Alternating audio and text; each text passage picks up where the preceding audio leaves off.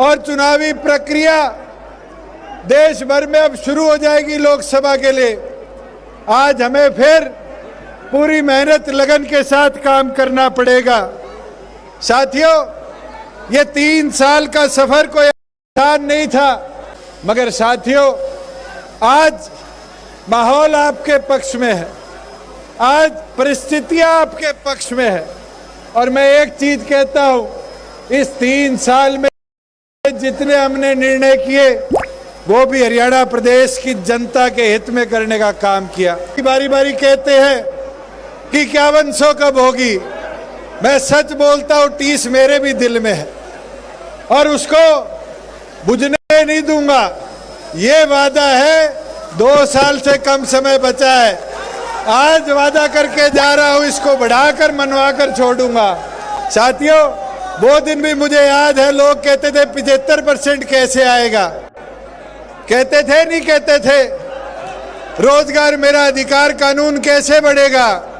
विधानसभा में लाके दिखाया नहीं दिखाया। चौधरी देवीलाल जी कहा करते थे बुढ़ापा पेंशन आएगी। लोग कहते थे, इसी धरती से चौधरी बंसीलाल जी कहा करते थे कि अगर होती, मैं तो पढ़ा लिखा हूं, मैं ही लागू कर देता। चौधरी देवीलाल ने क्या कहा था, मैं भेड़ बकरी चराने नहीं जा रहा, कानून बनाने जा रहा और कागज के नीचे लिख दूंगा देवीलाल और कानून बना दूंगा।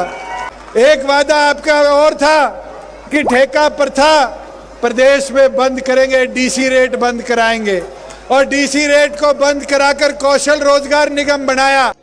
और उस कौशल रोजगार निगम के साथ आपकी पार्टी का एक वादा था कि मिनिमम वेज, जो हमारा सबसे कम पैसा मिलना चाहिए किसी कर्मचारी को, वो 16,000 करेंगे। और साथियों, आज उठाकर देखो, कौशल रोजगार में 3 कैटेगरी है, ABC, तीनों के अंदर आज 16,000 से अधिक। और आज एक कैटेगरी में तो 17,500 रुपये मिनिमम वेज देने का काम कर रहे हैं।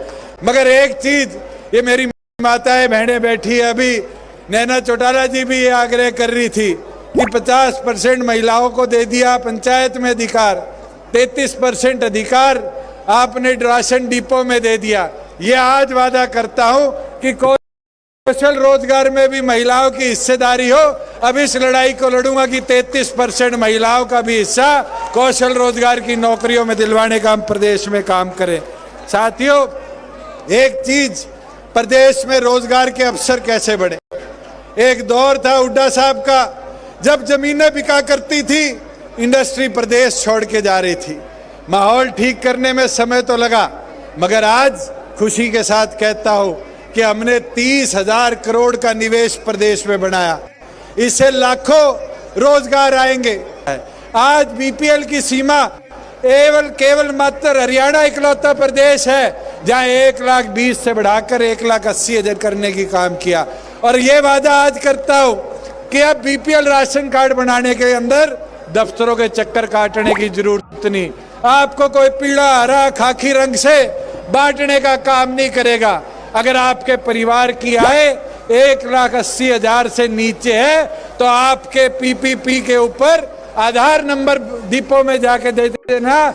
नए साल से आपको भी सारी बीपीएल की सुविधाएं, जिस भी परिवार की आय 1,80 से नीचे, उसको देने का काम करेंगे। साथियों, एक चीज जरूर बोलूंगा, खेलों की जब बात करते हैं तो भिवानी का अहम योगदान रहा है और हमेशा भिवानी ने बढ़ चढ़कर खेलों में हिस्सेदारी दी है, चाहे बॉक्सिंग हो, रेसलिंग हो। आज डॉक्टर साहब के पुराने साथी सज्जन बड़ाली जी हमारे साथ वापस आए हैं, मेरे को तो बड़ी खुशी की बात है। इनकी भतीजियों ने, गीता बबीता ने, देश का नाम दुनिया में रोशन करने का काम किया। नांगल चौधरी तो सबसे पिछड़ा हिस्सा था। बारी बारी कहा जाता था दक्षिण हरियाणा में प्रगति कब होगी, दक्षिण हरियाणा में प्रगति कब होगी।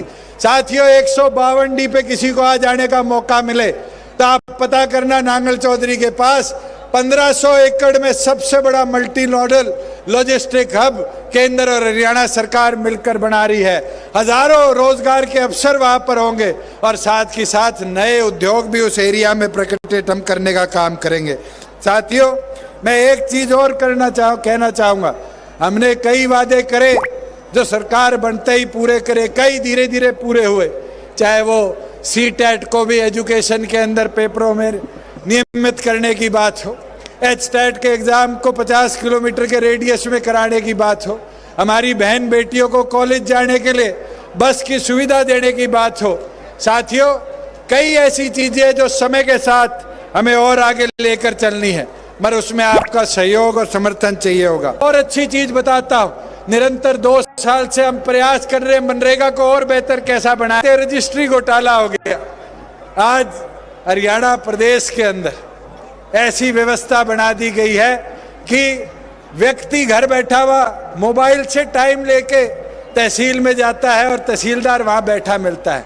और हम तो कोशिश कर रहे हैं, हमने एक्ट में भी अमेंडमेंट कर दी और केंद्र को भेज दिया राष्ट्रपति की मोहर लगाने के लिए कि रजिस्ट्री का भी सर्कल जो है वो सब डिवीजन जिले इस पे ना किया जाए, इसको प्रदेश भर को एक सिस्टम बना लिया जाए। और ये वादा करता हूँ 2023 के अंदर पूरी स्टेट को एक तहसील एक सब डिवीजन बनाने का काम करेंगे, जिससे फिर आपको तहसीलदार के पीछे जाने की जरूरत नहीं, आपको किसी व्यक्ति के पीछे डीड बनवाने के वाले के पीछे जाने की जरूरत नहीं। आप कहीं भी जाओगे समय लेकर और अपना रेवेन्यू का जो आपने तबादला करना है, खरीद फरोख्त करनी है, उसको पूरी तौर पर कर पाओ।